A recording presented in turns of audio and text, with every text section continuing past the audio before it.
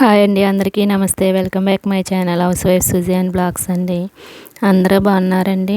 అందరూ బాగుండాలి, అందులో నేను ఉండాలన్నదే నా సిద్ధాంతం అండి. ఈవేళ సంకటహర చతుర్థి కదండి, అందరూ చేసుకున్నారండి, నేను చేసుకున్నాను. ఉదయాన్నే 5 గంటలకి లేసానండి. క్యారేజీలు కదండి, గబగబా పూజ అది చేసేసుకొని క్యారేజీకి అన్నీ ప్రిపేర్ చేసుకున్నానండి. సంకటహర చతుర్థి అందరూ చేసుకోండి, మనకు ఉన్న కోరికలన్నీ నెరవేరుతాయండి. నేను ఒక 2 నెలల నుంచి చేసుకుంటున్నానండి. అంతా మంచిగా జరుగుతుందండి, చేసుకోండి. ఇంకా ఉదయాన్నే 5:30 అవుతుందండి, 5:15, 5:30 అలాగా అవుతుంది అనమాట. ఎవరూ లేగలేదు, ప్రశాంతంగా ఉందండి. ఇంకా ఇల్లులన్నీ శుభ్రాలు చేసేసుకొని నైట్ గిన్నెలు అవి దోమ పెట్టుకున్నానండి. అవన్నీ ఎక్కడ పెట్టేసుకుంటానమాట. నైటే గిన్నెలు దోమేసుకుంటే, అదే క్లీన్ చేసేసుకొని పెట్టేసుకుంటే బొజ్జింకలు అవి ఉండవు కదండి. ఇంకా అందుకే ఉదయాన్నే కడిగేసినవి అన్నీ ఎక్కడ చక్కబెట్టేసుకుంటున్నానండి.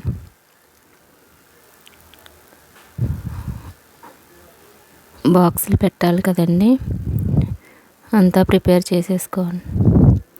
ఇంకా గిన్నెలు అవి చక్కబెట్టేసిన తర్వాత ఇల్లులు అవి తుడిసేసుకొని, మీరు ఎన్నింటికి లేస్తారో నాకు కామెంట్ చేయండి. నా వీడియోని లైక్ చేయండి, షేర్ చేయండి, సబ్స్క్రైబ్ చేసుకోండి. పెద్దవారందరికీ నమస్తే అండి.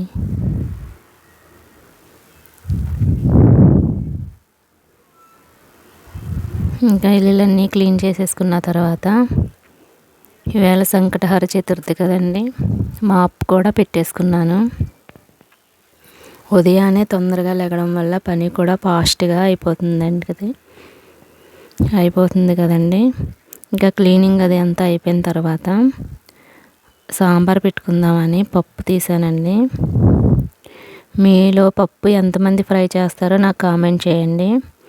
నేను పప్పు ఫ్రై చేస్తానండి. ఇలా పప్పు ఫ్రై చేయడం వల్ల గ్యాస్ అది ఉండదండి. పప్పు కూడా చాలా టేస్టీగా ఉంటుంది అన్నమాట.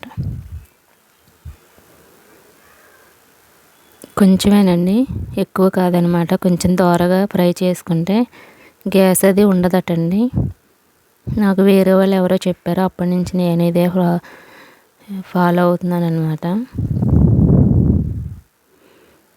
ముద్దపప్పు కూడా చాలా టేస్టీగా ఉంటుందండి ఇలా చేసుకుంటే.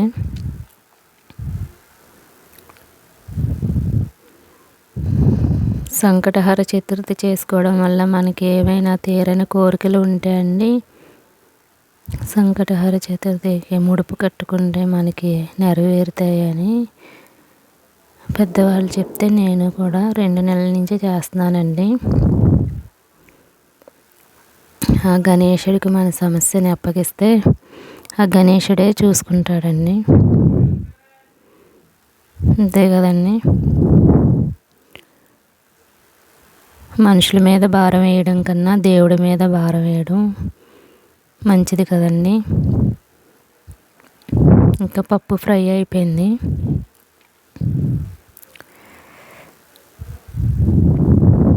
కొంచెం దోరగా ఫ్రై చేశాను అనమాట. ఇందులో కొంచెం వాటర్ వేసుకొని, వేగిపోయిందండి, వాటర్ వేసుకొని ఒక 10 నిమిషాలు నానబెడతాను అనమాట. చాలా ఈజీగా 3 విజిల్స్ 4 విజిల్స్కే ఉడికిపోతుందండి. ఇలా ఫ్రై చేసి చూడండి.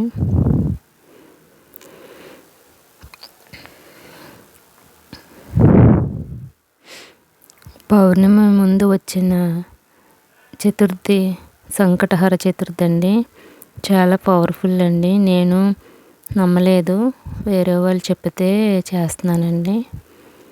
చాలా పవర్ఫుల్ అనమాట. గణేషునికి అప్పగిస్తే మన పనులన్నీ ఈజీగా అయిపోతాయండి.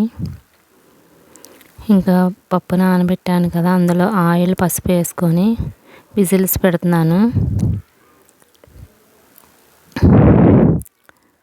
సాంబార్కి బెండకాయ, వంకాయ, టమాటా, ములక్కాడ ఇవన్నీ కట్ చేసి పెట్టుకుంటాను సాంబార్లో వేసుకోవడానికి.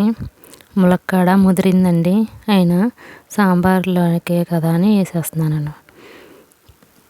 నేను ఉదయాన్నే పిల్లలకి అంబలి ఇస్తానండి. అంబలి పిండి నానబెట్టుకున్నాను, రైస్ నానబెట్టాను అన్నమాట.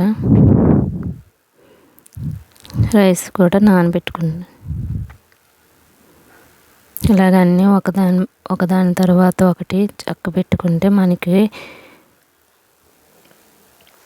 పని ఈజీగా ఫాస్ట్గా అయిపోతుందండి.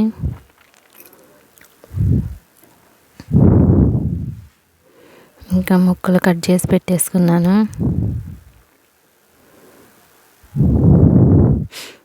వంకాయలు నీటిలో వేసి పెట్టాను అన్నమాట.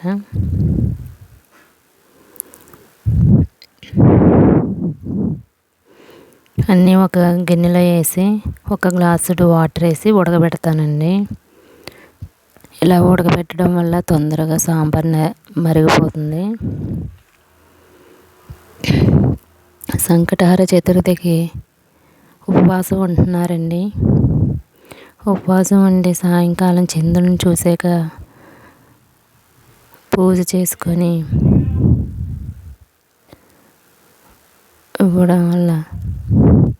పూజ చేసుకోవడం వల్ల మన కోరికలన్నీ నెరవేరుతాయండి.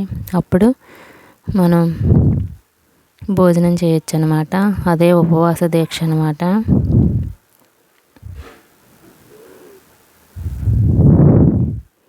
ఇంకా సాంబార్కి పసుపు వేసి ఫ్రై చేసుకుంటున్నాను. ఒక గ్లాసుడు వాటర్ వేసి గిన్నె పెట్టి ఉడకబెట్టుకుందామండి.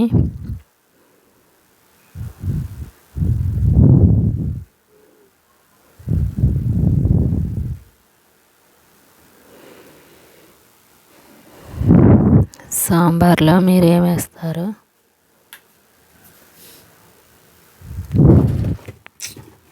కుక్కర్ మూత తీసానండి. 3 విజిల్స్ వచ్చిన తర్వాత కుక్కర్ విజిల్స్ వచ్చేసిన తర్వాత మూత తీసిన తర్వాత పప్పు మెత్తగా అయిపోయిందండి.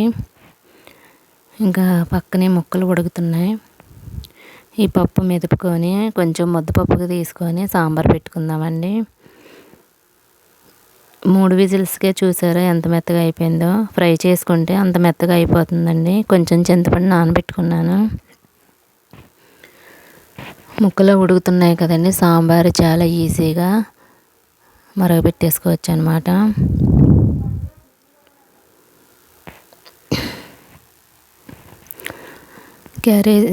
ఉదయాన్నే క్యారేజీలు అవ్వాలంటే ఇలాగా మనకన్నీ సాంబార్లో ఉడకాలంటే చాలా కష్టం కదండి. టైం కూడా చాలా వేస్ట్ అయిపోతుంది. అందుకే ఒక సైడు ముక్కలు ఉడకబెట్టేసుకుంటే సాంబార్ చాలా ఈజీగా అయిపోతుందండి. 1 స్పూన్ కారం వేసాను. బెల్లం ఒక చిన్న ముక్క వేసానండి. ఆ క్లిప్ మిస్ అయ్యింది. చిన్న బెల్లం ముక్క వేసుకుంటే సాంబార్లో చాలా టేస్టీగా ఉంటుందండి. ఇంకా తాలింపు పెట్టేసుకుంటున్నాను. ఇంగ వేస్తున్నానండి తాలింపులోనే, చాలా టేస్టీగా ఉంటుంది అన్నమాట.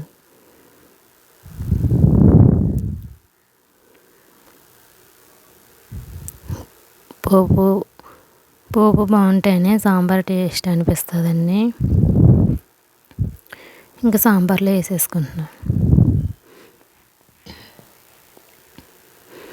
సాంబారి, ముద్దపప్పు, అప్పడాలు, వడియాలండి.